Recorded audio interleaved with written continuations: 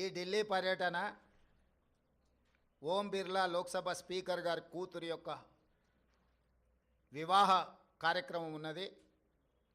గతంలో నేను, ఉత్తమ్ కుమార్ రెడ్డి గారు, కోమటిరెడ్డి వెంకటరెడ్డి గారు పార్లమెంట్లో సభ్యులుగా మేము ఉన్నాం. వారితో మాకు వ్యక్తిగతంగా పరిచయం ఉన్నది. వారు ప్రత్యేకంగా ఆహ్వానించారు కాబట్టి ఓం బిర్లా కూతురు వివాహానికి హాజరు కావాలి అని చెప్పి నేను, ఉత్తమ్ కుమార్ రెడ్డి గారు ఢిల్లీకి వెళ్తున్నాము. ఈ పర్యటనకు రాజకీయ ప్రాధాన్యత లేదు. ఈరోజు సాయంత్రం వివాహ కార్యక్రమంలో పాల్గొని రేపు తెలంగాణకు సంబంధించిన లోక్సభ, రాజ్యసభ సభ్యులతో ఒక సమావేశాన్ని ఏర్పాటు చేసి రాష్ట్ర ప్రభుత్వానికి రావాల్సిన నిధులు, ఇవ్వవలసిన అనుమతుల మీద కేంద్ర ప్రభుత్వంలో మంత్రులను, ప్రధానమంత్రితో సహా లోక్సభలో ప్రస్తావించడానికి అవసరమైన విషయాలను వాళ్ళతో చర్చించి వాళ్ళకు కొన్ని సూచనలు చేసి దానికి సంబంధించిన లేఖలు మా పార్లమెంట్ సభ్యులందరికీ కూడా ఇచ్చి పార్లమెంట్లో ప్రస్తావించడానికి అవసరమైన సమాచారాన్ని వాళ్ళకి ఇవ్వడం ద్వారా తెలంగాణ రాష్ట్ర ప్రజల యొక్క ప్రయోజనాలను, రాష్ట్రానికి రావాల్సిన నిధులను, అనుమతులను రాబట్టుకోవడానికి ఒక కార్యాచరణ రేపు నిర్ణయించుకుంటాము.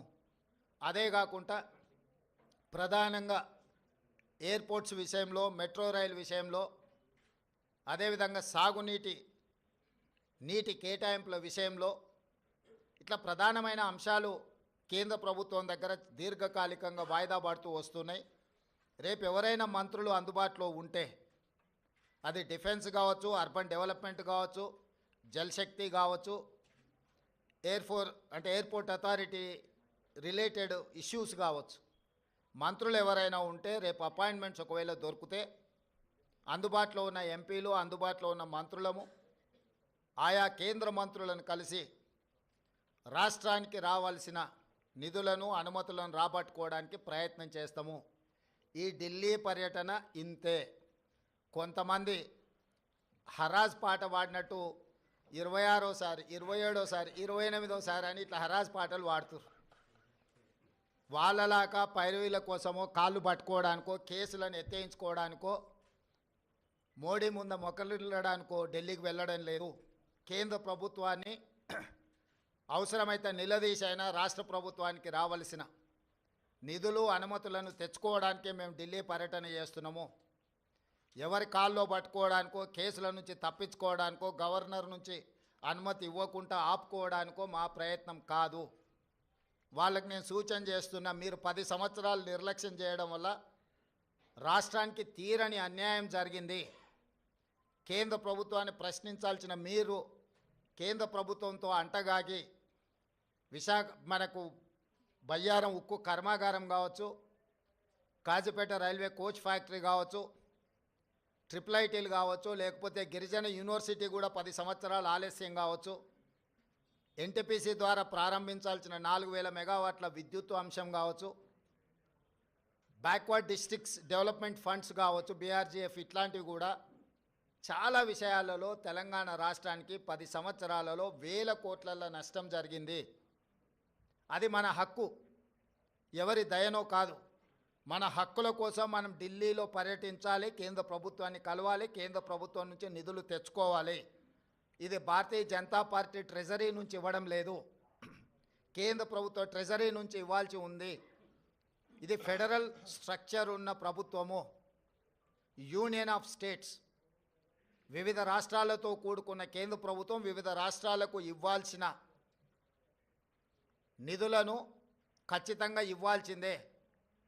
రాజకీయ పక్షపాత వైఖరితోనే నిర్లక్ష్యం వహించిన, లేకపోతే అన్యాయం చేసినా ప్రస్తావించడానికి పర్యటన చేయాలి. మన అంశాలను వాళ్ళ దృష్టికి తీసుకెళ్లకుండా రాష్ట్రానికి నిధులు వస్తాయనో, అనుమతులు వస్తాయనో ఫామ్ హౌస్లో పండుకుంటే రాష్ట్ర ప్రజలకు ప్రయోజనం ఉండదు.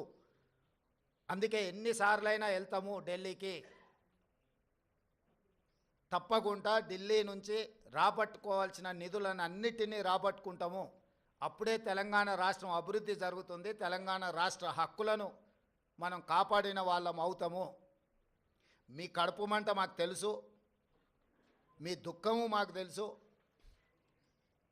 మీ కడుపు మంట కోసమో, మీ దుఃఖం కోసమో మీరు పెడుతున్న కాకి గోలను మేము పట్టించుకోము. మీలాంటి వాళ్ళను అలా అరుస్తుంటే మాకు ఒక రకంగా ఉత్సాహం వస్తుంది. ఎందుకు అని అంటే మీ బాధ మీ దుఃఖం చూస్తుంటే మా కార్యకర్తలు సంతోషపడతారు. 10 సంవత్సరాలు మా కార్యకర్తల్ని వేధించుక తిని అక్రమ కేసులు పెట్టి ఈరోజు మీరు పడుతున్న క్షోభను చూస్తే తెలంగాణ రాష్ట్రం అభివృద్ధి ఎక్కడ జరుగుతుందో అని అడ్డం పడేదాన్ని చూస్తే అప్పుడప్పుడు కోపం కూడా వస్తుంది. కానీ ఇవన్నిటిని ప్రదర్శించాల్సిన సమయం కాదు. ఏకాగ్రతతో కార్యదీక్షతతో తెలంగాణ రాష్ట్రాన్ని అభివృద్ధి పదం వైపు నడిపించే బాధ్యత తెలంగాణ ప్రజలు మాకు ఇచ్చిండ్రు. ఆ దిశగా మేము ముందుకు వెళ్తామని చెప్పి తెలియజేస్తున్నాం.